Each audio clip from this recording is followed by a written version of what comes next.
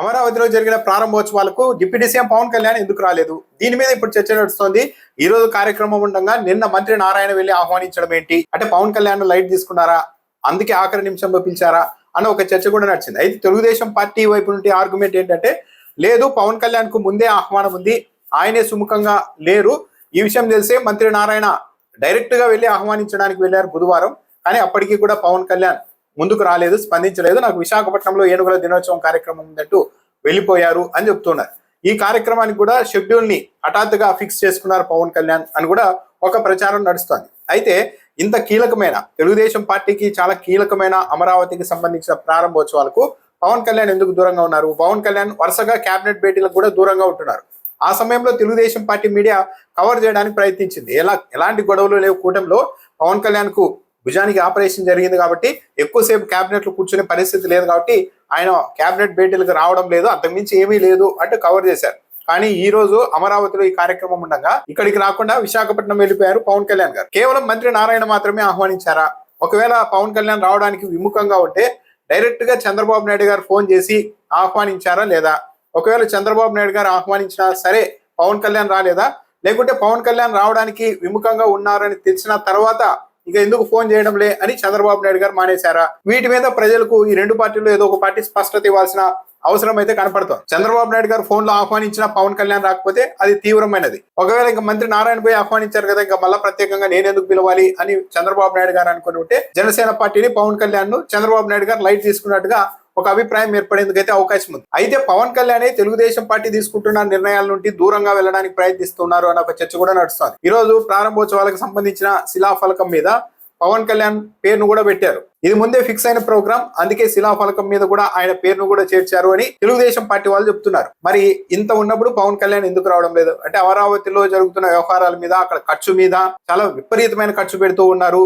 రూపాయికి 10 రూపాయలు ఖర్చు చేస్తున్నారు, పెద్ద ఎత్తున అవినీతి జరుగుతోందని వైఎస్ఆర్ కాంగ్రెస్ పార్టీ ఆరోపిస్తూ ఉండడం, ల్యాండ్ పూలింగ్ పేరుతో ఇంకా 1000 ఎకరాలు తీసుకుంటూ వెళ్తూ ఉండడం, వీటన్నిటికీ నా ఆమోదం లేదు, నాకు సంబంధం లేదు అని ఇండైరెక్ట్ గా పవన్ కళ్యాణ్ గారు చెప్పాలనుకుంటున్నారా? ఒకవేళ అక్కడ అక్రమాలు జరుగుతున్నాయి, చంద్రబాబు నాయుడు గారి ప్రభుత్వం అమరావతి మీద తీసుకుంటున్న నిర్ణయాలు సరైనవి కావు అని పవన్ కళ్యాణ్ భావిస్తూ ఉంటే ఇలా మౌనంగా సైలెంట్ గా ఉంటే నాకు సంబంధం లేదని చెప్పడం మాత్రం కరెక్ట్ కాదు. ఇది తప్పు అని బహిరంగంగా ప్రశ్నిస్తే అప్పుడు పవన్ కళ్యాణ్ గారి మీద ప్రజల్లో నమ్మకం కలిగేందుకు అవకాశం ఉంటుంది. అలా కాకుండా కేబినెట్ లో తీసుకునే నిర్ణయాలకు నాకు సంబంధం లేదు అని చెప్పుకోవడానికి కేబినెట్ భేటీకి రాకుండా ఉండడం, అమరావతిలో వ్యవహారాలకు నాకు సంబంధం లేదని చెప్పి ప్రారంభోత్సవాలకి దూరంగా ఉండడం, ఇంతవరకే ఉంటే ఇంకా కాంప్రమైజింగ్ తోనే పవన్ కళ్యాణ్ రాజకీయాలు చేస్తూ ఉన్నారు అన్న అభిప్రాయానికి అవకాశం ఏర్పడుతుంది. ఎందుకంటే కేబినెట్ భేటీకి రాలేదు, కానీ భోగాపురం ఎయిర్పోర్ట్ ప్రారంభోత్సవం సందర్భంగా నరేంద్ర మోడీ గారు వస్తే ఆ కార్యక్రమానికి వెళ్లారు.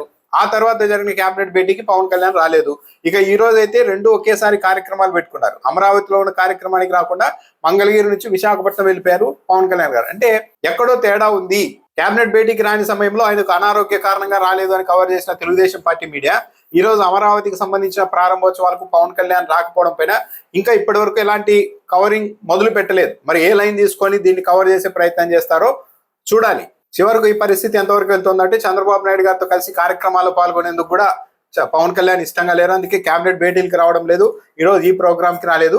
అదే ప్రధాని నరేంద్ర మోడీ, బీజేపీ వాళ్ళు, కేంద్ర మంత్రులు వస్తే ఆ కార్యక్రమాలకు మాత్రం వెళ్తూ ఉన్నారు అన్న ఒక వాతావరణం ఏర్పడింది. అంటే పవన్ కళ్యాణ్ టీడీపీతో అంత సఖ్యంగా లేరు అన్న ఒక వాతావరణం కూడా ఏర్పడుతుంది. కానీ వరుసగా కేబినెట్ భేటీలకి పవన్ కళ్యాణ్ రాకపోవడానికి కారణం రకరకాల ఊహాగానాలు బయటకు వస్తూ ఉన్నా, ప్రభుత్వంలో తీసుకుంటున్న నిర్ణయాలపై ఆయన సుముఖంగా లేరు అన్న వార్తలు వస్తూ ఉన్నా, ఇప్పటి వరకు కూడా ఇదిగో పలానా కారణంతో కేబినెట్ భేటీకి రాలేదు, జరుగుతున్న ప్రచారం అవాస్తవం అని కూడా ఎక్కడ కూడా డిప్యూటీ సీఎం కార్యాలయం కానీ జనసేన పార్టీ కానీ ఖండించడం లేదు. అంటే ఈ జరుగుతున్న ప్రచారాన్ని పవన్ కళ్యాణ్ ఒక విధంగా ఆమోదిస్తూ ఉన్నారా?